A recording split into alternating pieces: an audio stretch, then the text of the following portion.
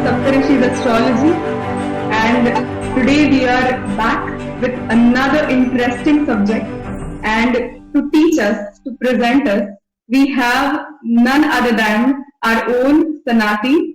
So I welcome Ksanati. Thank you so much for coming back, Ksanati, and today's topic of his is going to be really wonderful, and he is going to take us through something related to symbology. So let's hear from him that what he's going to teach us today.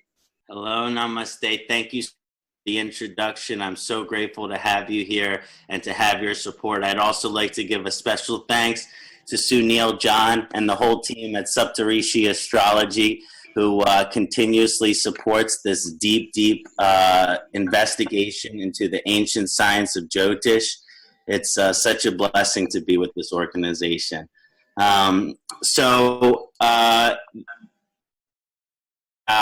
glyphs in astrocartography.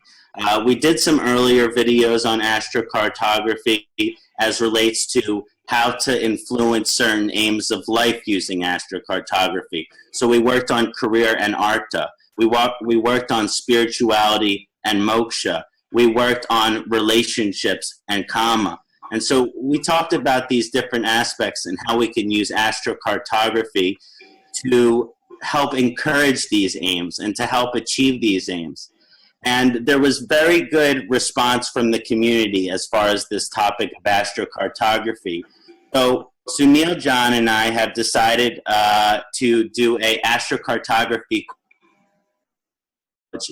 And this is an introductory webinar on the glyphs and the symbology in astrocartography to build some excitement for this upcoming 10-course class on astrocartography, particularly Jyotish or Vedic astrocartography, which is a real integrated field. Now, as we focus on the glyphs today, it will be very interesting to see the traditional karmas associated with the grahas, particularly the navagrahas, and the symbology that relates to them and how interconnected they really are. So this is a very exciting topic to jump into. Yes, definitely.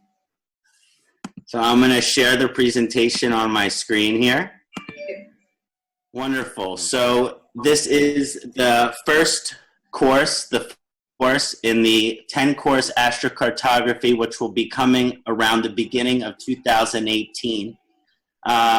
This is the glyph introduction, because many people, when they're studying the astrocartography, they don't recognize the individual glyphs. And this is a way of simply interpreting the astrocartography so you can understand which lines are being influenced by which planet. And the best way to do this is to understand the glyphs, because the glyphs in the astrocartography programs, they are represented by these different symbols. So it's important that we look at these symbols in detail. Now, I just want to let everybody know that if you'd like to reach me privately, I can be reached at my email, kshanatijyotish@gmail.com, or you can check out my website, jyotishastrology.org. And on this website, I have all the webinars that I've done with some articles on current transits, and any sort of contact that you might need to get a hold of me for some personal investigation or a consultation. So, and I also, if you have Facebook, I post daily updates with the planets and mantras and chants, and these can be found on the Facebook group, Ksanati Jyotish. So the topics of discussion for today, it's broken up into 3 parts. First, we're going to go over the glyphs, We're just going to look at the basic glyphs, and we're going to say this glyph is associated with this planet. Then I'm going to show you on an astrocartography map where those glyphs are showing up, and so what those lines are manifesting. And then we'll go into a discussion of the different glyphs and their technical symbolic meanings, as well as some philosophical interpretation. A bit of discussion on these. Wonderful. This is going to be really interesting. Okay, so these are the basic glyphs that you find in astrocartography. Now, when it comes to astrocartography, a lot of programs, they include the outer planets. Again, in traditional Jyotish, it's not necessary to use these outer planets, and many Jyotisha don't. So in Jyotish cartography, it's not necessary to use these outer planets because, as we know, the Navagraha, the 9 major planets, have a greater fluence than any of these outer planets. So it's important to note that the Navagraha in Jyotish Vedic cartography are way emphasized over these outer planets. But in advanced astrocartography, even with this aspect of it being from a Vedic paradigm, I think it's still okay to understand and analyze these outer planets. So this is more advanced, though, and is not necessarily connected towards the initial understanding of Jyotish astrocartography. So again, the major planets here are the Sun, Surya, and this is the symbol for the Sun. The Moon, Chandra or Soma, this is the symbol for the Moon.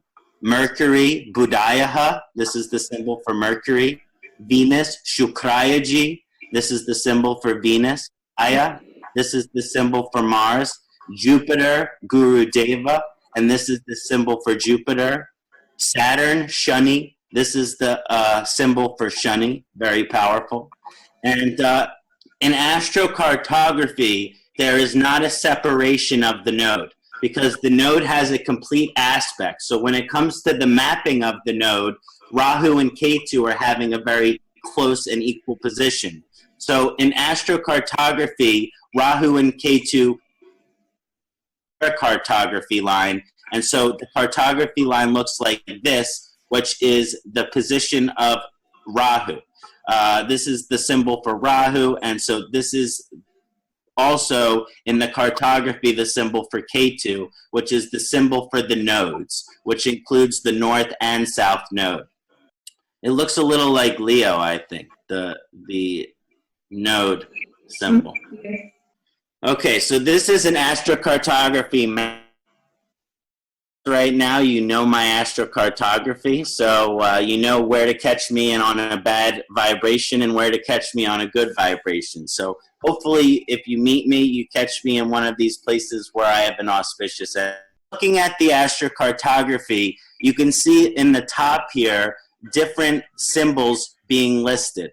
These different symbols being listed, and these are each associated with the glyph symbols. So to interpret the astrocartography map, you take the symbol, find out which planet it's associated with, and then you look at the transgression of that line. So the first line here in the top left corner, this is the line of the nodes.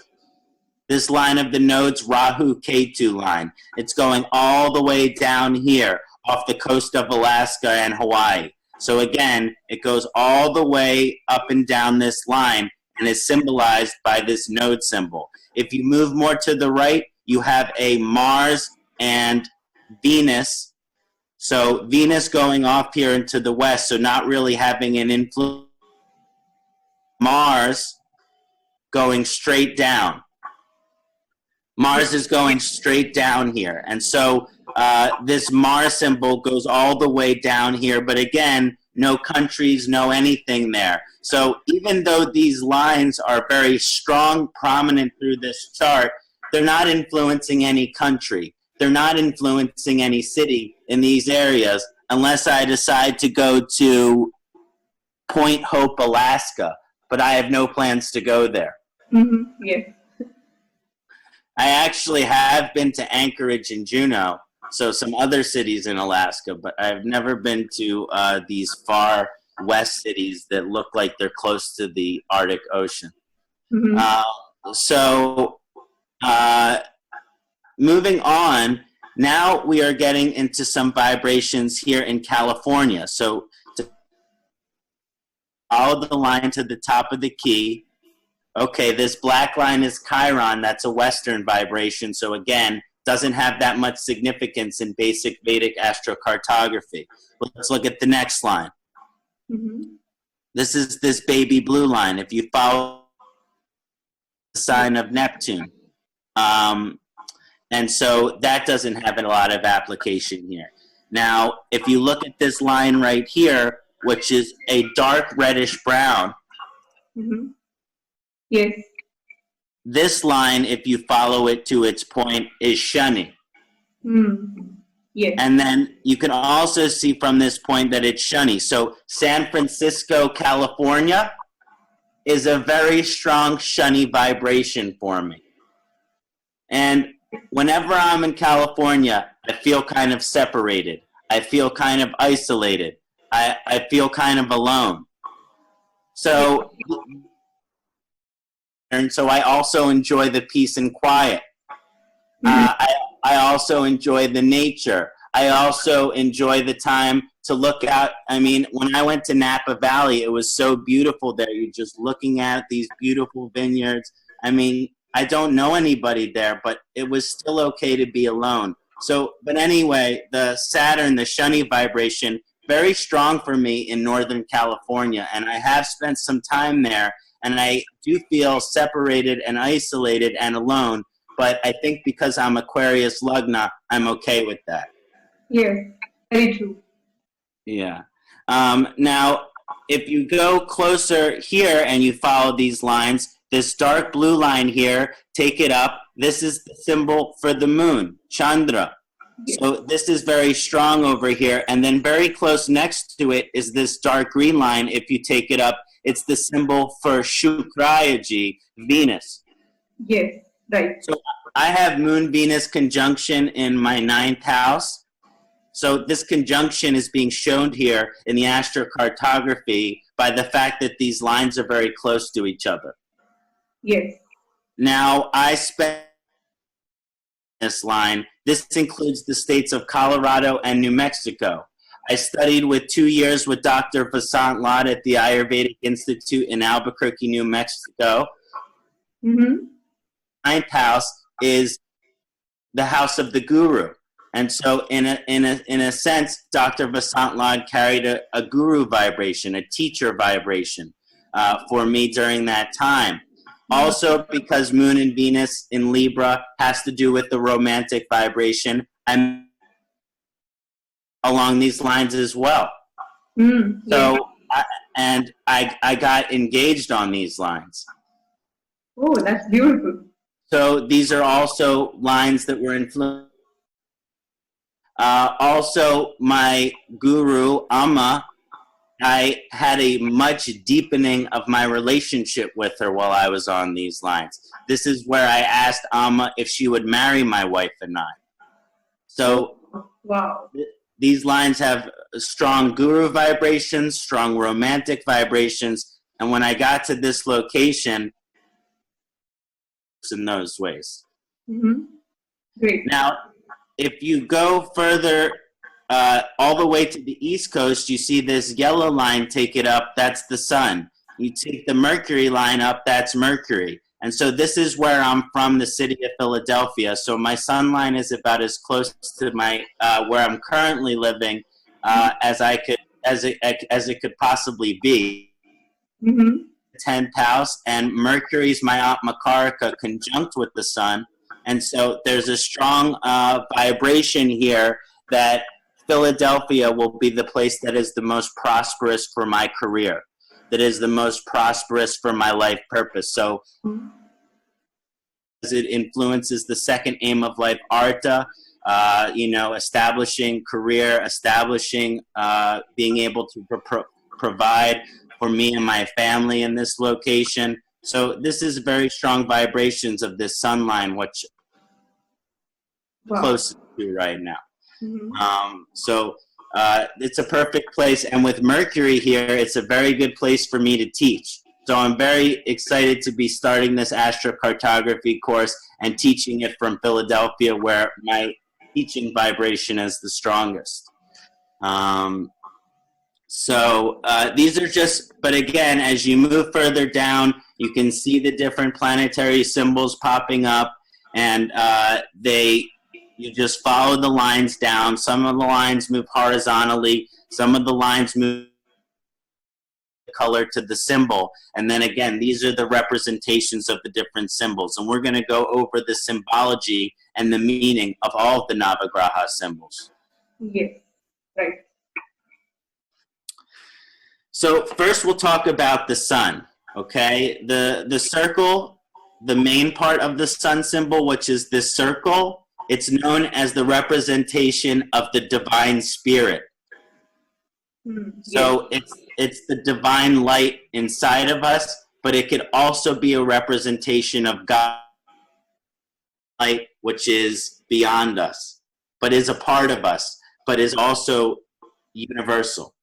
But there's this aspect of the divine spirit, like the Atma and the Paramatma. But both aspects here are being influenced by Surya, the sun. And so the circle is that aspect. Okay? And then in the middle of the circle, you have the seed of potential. This relates to Surya's vibration in Jyotish, which is the soul's direction, the soul's satisfaction, the soul's fulfillment. This is the seed of potential that is inside of all of us, that is a gift from the divine spirit. So the conjunction of our potential, divine spirit, this is the symbol. So beautiful, really, really beautiful. So this solar symbol is a representation of the divine spirit, which is the Atma, but also the Paramatma, and then also the seed of potential for us as a universal consciousness, but also each of our individual potentials and power. And as we know, the sun is the full representation of power in Jyotish. It's the full representation of our soul's potential. So this seed of potential is also the potential inside of us to reach whatever possible growth levels that we can experience in this lifetime, which also represents to reach the highest positions possible based on our soul's direction. So all of these things are connected to the symbol of the sun. I think it's very beautiful. Yes, really, really beautiful.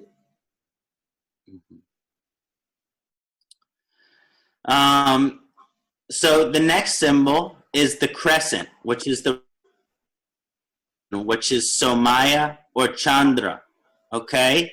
And this crescent, which wanes and waxes, okay? The moon wanes and waxes, and you can see that in the symbol, is about the evolution of the human spirit and the evolution of the mind. So again, going back to Surya, which is the divine spirit, the moon is the mental or the human spirit. So again, it's not this aspect in traditional symbology here. It is, and we know in Jyotish that the moon is connected to the manas. The moon is connected to the mind. So this is shown that the waxing and waning of the moon is the evolution of the human consciousness, is the evolution of the human mind. Yes. And we know as time has gone on, the human brain, it is going through an evolution. It is going through an expansion. Yes. And so this crescent, it also represents our ability to be reflective, you know, which is connected to our mind, which is thought, which is contemplation, which is reflectiveness. So the moon Chandra symbol also carries these vibrations, and it's a reflection of light. And then also receptivity, our ability to be receptive, okay, which also waxes and wanes. So the reason that the moon is symbolized as a crescent is because the crescent grows and it diminishes. It grows and it diminishes. So is our evolution of our minds. So is the evolution of our consciousness. So is our ability to be reflective. so is our ability to be receptive. All of these things waxes and wanes, and the moon has a great influence on that. So this crescent, very beautiful. Also very powerful symbol. Yes, very, very true and beautifully put. Thank you. So the next symbol we're going to go over is Mercury, okay? The first aspect of the Mercury glyph, or Budaya glyph, that I want to go over is the cross. This cross and substance. Yes. Material aspect. Okay? And again, we'll go to this, but these two have material aspects on the lower end. Yes. Saturn or Shani has a material aspect. Anyway, this is a very powerful symbolic aspect here. Yes. That Shani wears this cross, which represents matter and substance, which is the material realm. Okay? So there has to be this aspect of matter and substance, which is connected to Mercury. And this is part of the reason why Budaya and Shani are friends. Why are Mercury and Saturn friends? Because there's this part of them which is both connected to matter and substance. And guess what? Venus too, which is also Shani's friend, has this symbol of matter and substance. So Shani's two friends have this cross. So it's the thing that they all have in common. And so it, okay. So Mercury represents matter and substance.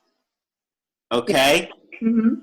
Conjoining the circle, which is above the cross, which we know is the divine spirit. Yes, right. And then the crescent, which is on the crown of Mercury, which is the mind. Yes. So the Mercury's vibration from a symbolic perspective is substance and matter, so material reality being combined with the mind and the spirit. And so one of the things that this has to do with in terms of Budaya karma is that Budaya karma is related to buddhi, which is the discretionary factor of our consciousness, that which analyzes, that which computates, that which understands, intellectual, logical, rational. Science shows us that this is the right side of, and so this, the logical, rational, but cross of Mercury, which is representing matter and substance, which in this case, logic is material reality combined with the mind and the soul. And so it's to understand this, but that logic is a conjunction of three things. So this is what buddhi is, this is what Mercury's vibration and its karma is. It's a conjunction of the material realm, of the mind and the spirit, at the metaphysical energy of Mercury, which is the messenger of the gods. Okay? Yes. The message has to be logical, which means people have to be able to reach it. The message has to come from the soul for it to grow in its potential position of power, and it has to influence people's emotions for them to be able to care about it. So it's the representation of the message that we give. It's the representation of the message that we receive. And as human beings, we understand this logically. We understand this intellectually. We understand this rationally. And again, the symbol for Mercury is material reality, substance, combined with the spirit and the mind. Yes, wow. Pretty cool. Wow. Yes. Now, when you look at Venus, you have the circle of the divine spirit. Yes. Combined with material reality and substance. Yes. Yes. So Mercury and Venus symbols are the same, except there's no crescent, there's no moon symbol on Venus. Yes. So what does that mean? Is a combination of material reality, and we know that as Venus being the lord of the Astrology, it's connected to the physical realm and the material experience, you know, the senses. So it's connected to the senses. So this is this aspect here of matter and substance, which is part of the duality of Venus, which is that it represents the material realm to some extent, and our love in the material realm, and our pleasure in the material realm, and our wealth in the material realm. So this connection to the pleasure, romantic aspects of the material realm are shown, but it's connected to the divine spirit. So it's the duality. It's the material and the spiritual, and the duality that's between them. And one of the greatest descriptions of Venus is the great guru of duality. Yes. The Right. philosopher. Yes. And so this is a representation of duality, which is spirit, which is the divine, which is God, and then the material world, which is pleasure, which is taste, which is smell, which is, you know, money, which is romance, which is kissing and intimacy with your partner. This vibration of, and also that's also connected to the divine. So it's also that there is no separation between the matter and the divine. The matter and the divine with the Venus symbol, they go right into each other. And those that have Venus in the 9th house, those that have Venus in the 8th house, their religion is the experience of life. They see the beauty of God in every moment, in every action, in every experience, whether it's in a temple or at a rock and roll concert. Yes, very true. Very true. And so this vibration is also, it's the duality between the material and the spiritual, but it's also how they are inseparable. Yes. And so some say that this symbol is Venus's necklace. Okay? Yes. Mercury is the winged helmet. A helmet with wings. Okay. Yes. Yeah. On to Mars. So the first thing is that Mars has a symbol that no other planets have. Okay, so that's worth mentioning. Okay, this is the spear. Okay. Okay. The circle, it's the spear. Okay, and the spear is the symbol for action, energy, and drive. Okay, so the spear is the symbol which is the representation of energy. Yes. Which is and as we know, Mangalaya is the planet of action. If there's something to do, then it's Mars karma to get it done. Yes. And we'll go over this more when we discuss how to improve your planetary karma with Mars. Yes. But that's not coming for a little bit of time. I think I'm going to wait till Mars is exalted again. So I want to focus on the fact that this aspect of Mars, which is inherently connected to its karma, which is that Mars planet and is the representation of energy, motivation, ambition, and drive. And so this is the symbol here, which is a spear, okay? And that spear, which is action and energy, is conjoined with the spirit, the divine spirit, with God. So again, this is our ability to put spirit into action, okay? This is our ability to put spiritual aspects into action, okay? So this is the divine spirit, which is our soul's direction, which is our direction of the sun.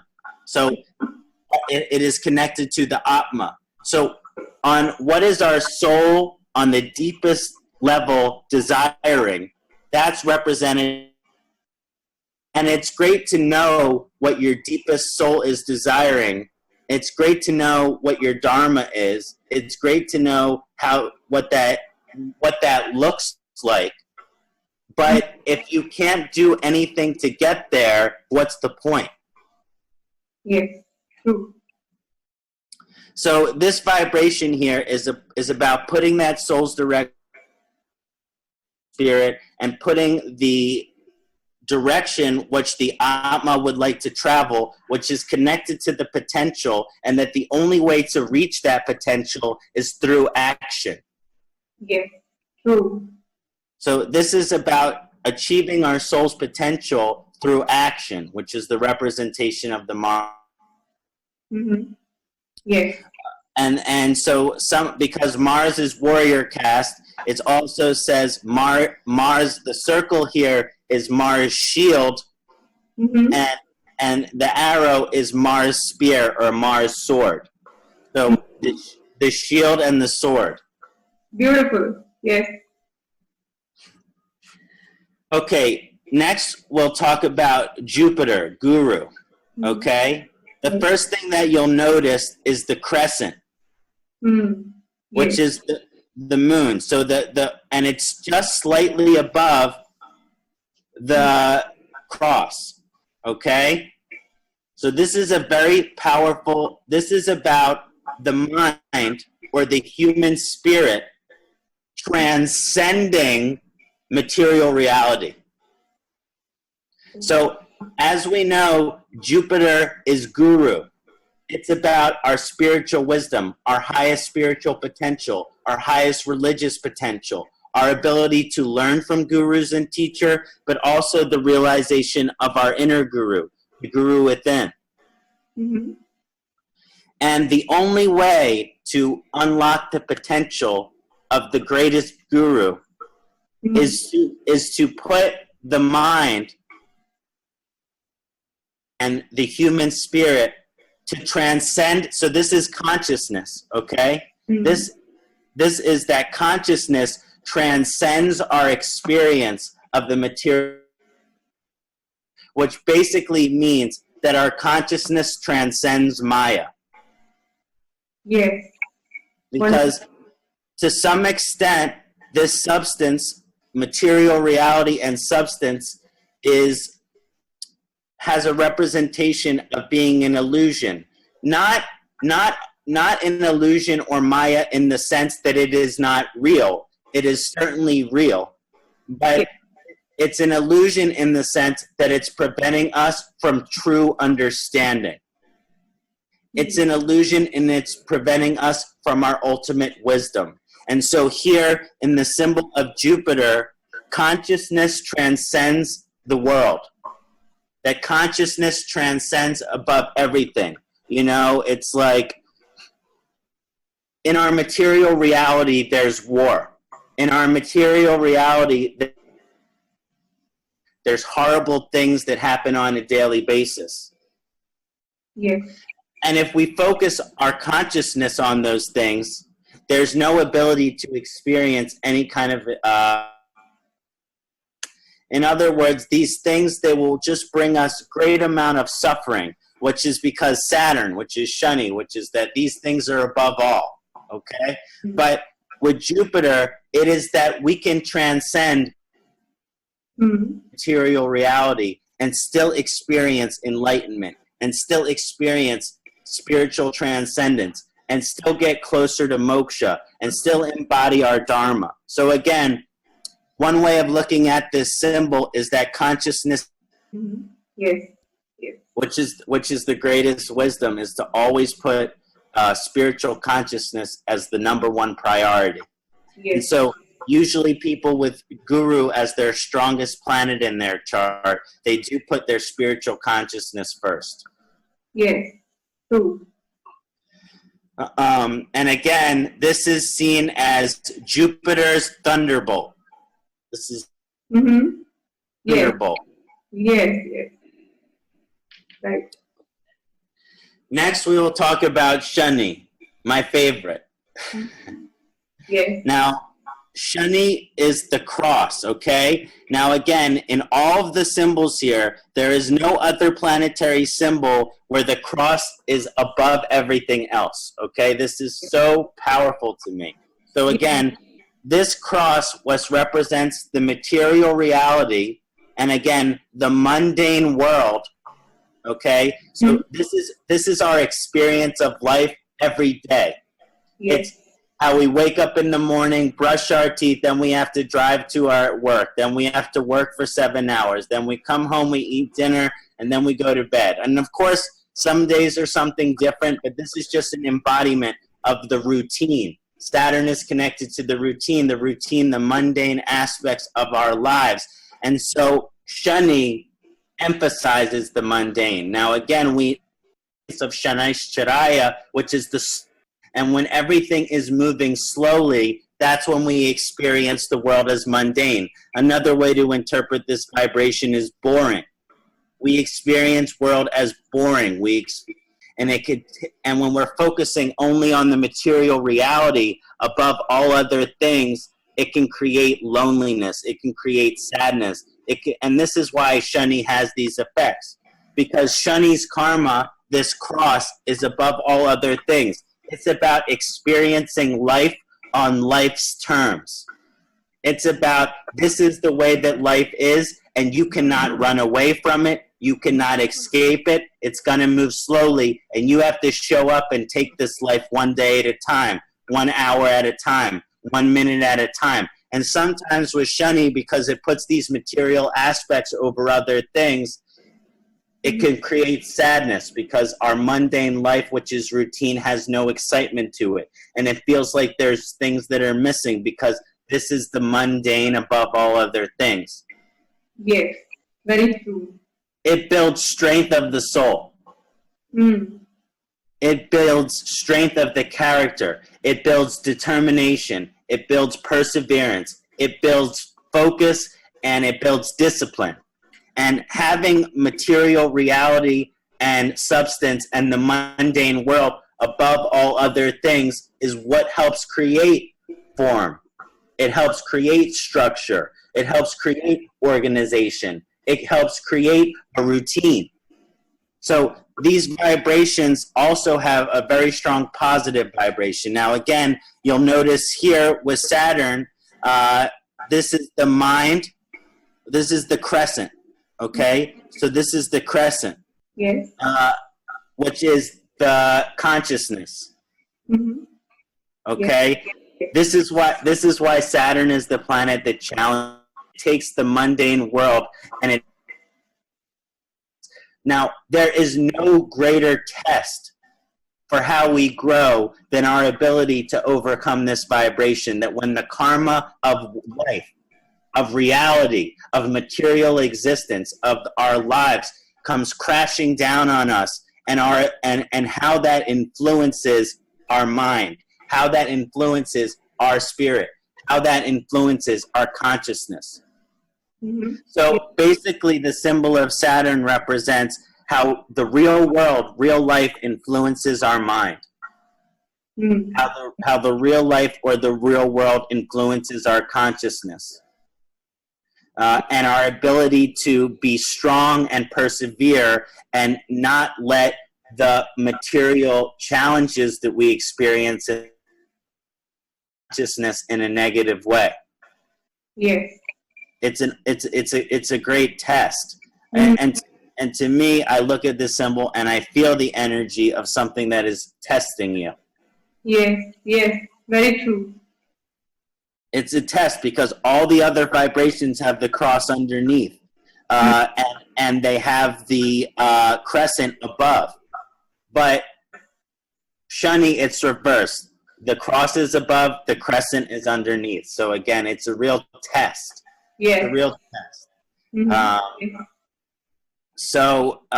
Yes, this is the reality of our daily reality, which is above our human spirit, which is above our consciousness. So again, how our real life experiences influence our mind, emotions, and consciousness.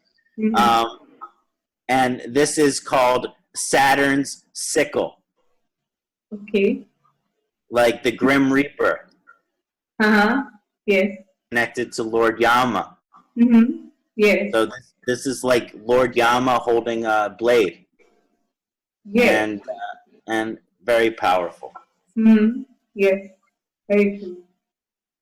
Okay, so the next one I want to go over is the nodal axis. And again, when astrocartography, especially basic astrocartography, we're focusing on the nodes as one astrocartography line. And we know Rahu and Ketu always aspect each other. Yes. So this is part of the reason why they share this line. Now, this node symbol looks like this, and in Western Jyotish, they call it the nodal axis. The nodal axis. And the dragons or snake's head and tail. Okay? So this is the two dragons. Okay, yes. And also the snake's head and the snake's tail conjoined. Okay? I like to think of it as the dragon. Yeah, right. Now, the symbol of the node is that the crescent moon, okay, right? The crescent moon is joined above the divine spirit. Yes. And for the symbol for Ketu, the divine spirit is above the crescent moon, which is the consciousness. Yes. So this vibration, which is Rahu, Rahu is represented that consciousness is above the spirit. Yes. Okay? Yes. And we know that Rahu is deception and confusion, and I believe, and so the divine spirit is above all. Yes. So it's inherently a confusion to think that there's anything above the divine spirit. Yes. But again, it's that the emotions, the mind, the consciousness with Rahu is having, so the moon is also connected to desire, okay? And so the crescent is also a representation of desire, okay? Yes. And the symbol for Rahu is that desire is greater than the divine spirit. So, in other words, this circle representing our soul's direction. This circle representing the potential for our soul, which is sattvic. Yes. And this is showing that the desires that we have are having more power than our soul's actual direction. Yes. Yes. And that's Rahu. Yes. Very convincing. Desire above everything. Yes. And Rahu puts that emotional, mental desire above anything which the spirit might ask for, because Rahu is just about satisfying these desires, and there's no true quenching of the thirst. Yes. True. But in any case, it's in another way of we combine desire with the direction our soul is traveling. Yes. How do we satisfy our desires and at the same time align to our soul's potential? Now with Ketu, the symbol is reversed, and I don't have the Ketu symbol here, but it's the divine spirit above the consciousness. Yes. And this is because Ketu is moksha karaka. Yes. And this means that that the divine spirit, because of Ketu, it's moving us towards heaven, and so our desires are taken from us. Yes.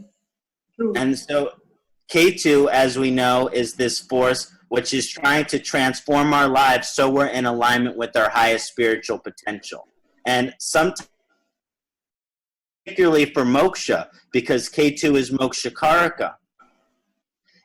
And so if there are desires that we have or attachments that we have which are not serving us, then Ketu will remove them. And so this is the divine spirit above the crescent moon, Yes. If it isn't supporting our path to moksha, then Ketu will take it away.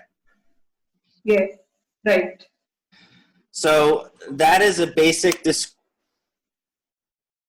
nodes.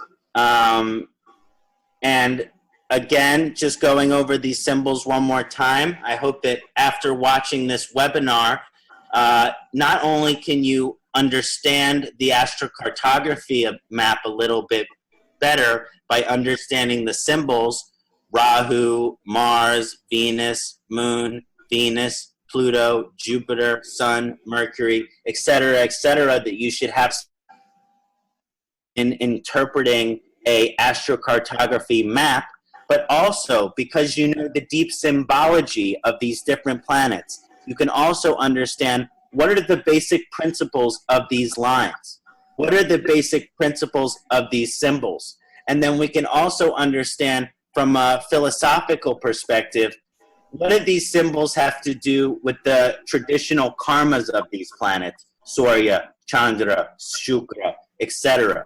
So we can also get a deeper understanding of these karmas through the symbology. This was one of the most exciting parts of putting is when I was really looking deeply into the symbology, I was deeply moved by how meaningful they were. Yes, exactly. Like when you were talking about each and every symbology, I was also like, oh my God, even these symbols carry so much meaning, and never thought actually about this deep symbology. Yeah. Yes. Well, wonderful. I just wanted to say one more thing is that if this is the beginning or the introductory course for the 10-class Vedic astrocartography course that we will be doing with Saptarishis Astrology starting in January. Medora and I will be doing this course together, and it's going to be very exciting. And I just encourage you, if you are interested in the course, you can always email me here if you have any questions about the upcoming course. It will be in English. I don't know if there will be any Hindi translated options yet. We're still figuring out all of these aspects as far as the languages. Right now, English is the only language I can speak half decent. So I will continue to take any questions that people have about this course. It's going to be very exciting.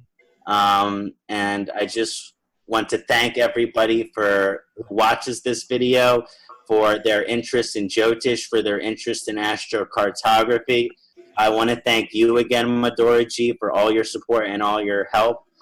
I want to give a special thanks to Sunil, John, and the whole team at Saptarishis Astrology here. It's such a blessing to do this work, and I look forward to astrocartography with anyone. And if anyone's wondering what our next webinar will be, it's how to improve your planetary karma with Guru, Jupiter. So I will be working hard on this video to come in the next month or so, and we will have a date for that for you shortly as well. So again, thank you everybody. Om Namah Shivaya. Yes, thank you so much, Ksanati, and thank you so much for taking us through the symbologies of the planet. That is going to definitely help all of us to understand the astrocartography chart, and as well as to interpret it. And I'm sure in the course you're going to shed some more light on it. Really looking forward to learn from you. Just hit the like button and subscribe to our channel so that you do not miss out such interesting subjects and topics. So thank you